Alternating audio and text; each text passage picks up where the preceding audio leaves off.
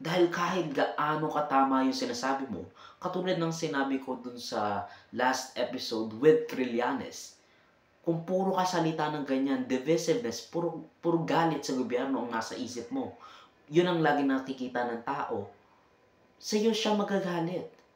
Hindi doon sa sinisiwalat mo, kahit gaano katama yung gawa mo, kahit na wala kang bagahe. Si Trillanes, walang bagahe yan.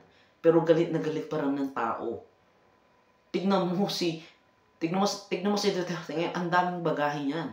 Ang daming issues na nagsistick dahil sinasabi nila may evidence at the fact na hindi niya dinidepensa yung sarili niya proves that at least some of those must be true according to some thinking.